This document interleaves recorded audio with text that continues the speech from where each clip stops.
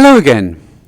This is the first in a series of videos showing what you can expect on a trip to India's Golden Triangle. This was filmed in late February and early March of 2020, just as COVID-19 was rampaging around the world. If you take this trip, you'll almost certainly fly into Delhi, which is pretty much in the centre of northern India. We stayed at the Taj Hotel on the first night in Delhi. I won't spend any more time on this, as this first episode covers our trip up to Shimla, in the foothills of the Himalayas, or the Himalayas as the locals call it. We'll come back to Delhi in the next episode. We travelled up to Shimla on 2 trains. We made our way to Delhi railway station, through the hustle and bustle of the city.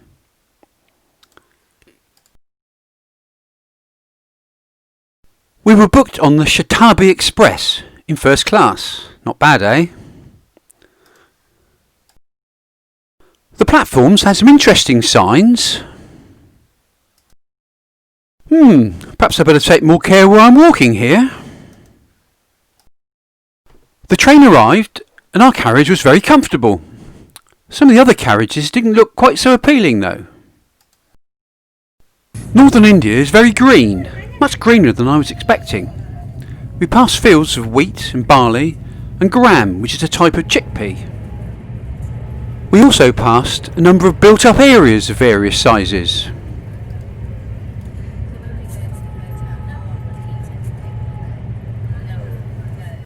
We left the train at a place called Kalka, where we changed onto the toy train, which took us up through the foothills of the Himalayas to Shimla.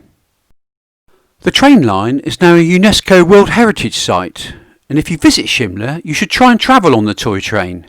It's a narrow gauge track built by the British between 1898 and 1903, and is a fantastic feat of engineering. It goes through 103 tunnels and over 860 bridges on its twisty journey up the mountain. The British chose Shimla to be the summer capital of India because it's so much cooler than Delhi. Before the toy train line was built, the journey from Delhi to Shimla was made by horse and ox-drawn cart and took about 5 days. The journey on the train takes about 6 hours, and some of the views are breathtaking.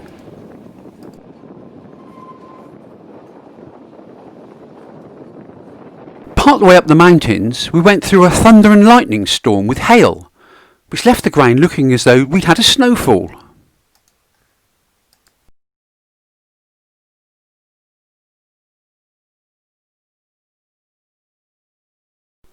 We arrived in Shimla in the evening and took a taxi to the Oberoi Cecil Hotel.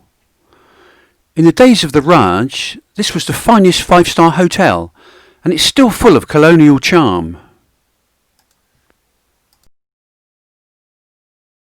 We had a lovely bedroom with a balcony and a great view out over the valley. It didn't look quite the same the next morning when we came back from breakfast.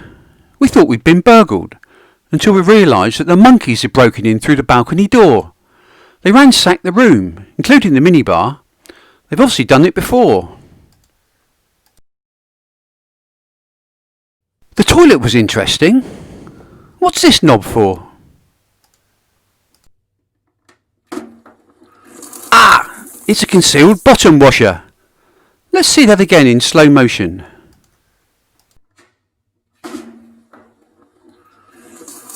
Not something that you see every day. The main commercial road in Shimla is Mall Road. This is what you might call an eclectic mix of Indian and Western shops. There's also a number of coffee shops, restaurants and offices along the road. It's a major social meeting point.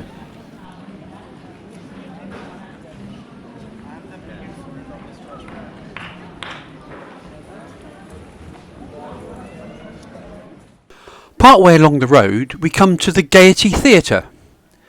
This is a famous theatre and many well-known Indian actors have performed here. We had a look inside where a group were practising. It's a great piece of British Victorian architecture.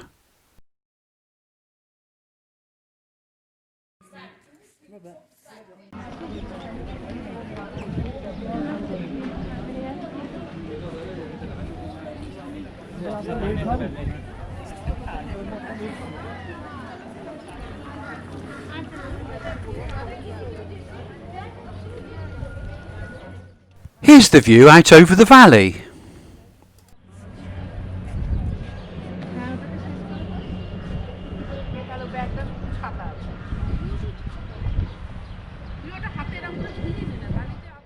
And here's what it looks like from down in the valley. The houses seem to be clinging to the sides of the hills. Quite spectacular.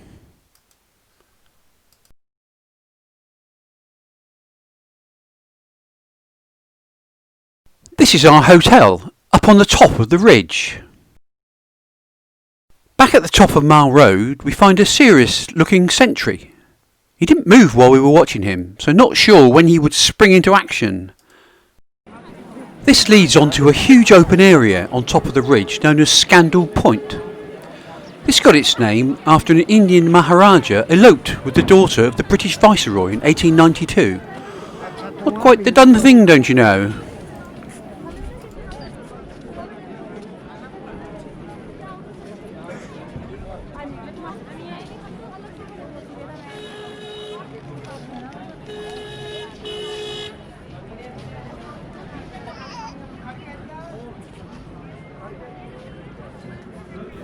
I wonder how many bedrooms this monkey's broken into.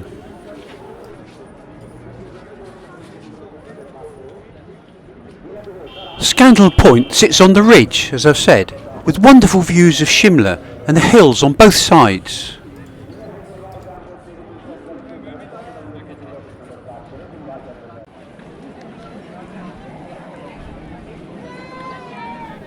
The church that we can see here is Christ Church, built in 1857 to provide a place of worship for the British while they spent their summers in Shimla.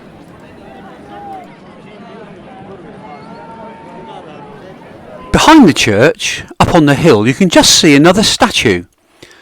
This is a recent addition to the landscape, being erected in 2010. It's a statue of the Hindu deity Lord Hanuman. The hill is called Jaku Hill and it's Shimla's highest peak. The statue itself is 108 feet tall. In comparison, Brazil's Christ the Redeemer statue is only 98 feet tall. The road back to the hotel from Scandal Point is a major promenade, both for people and monkeys.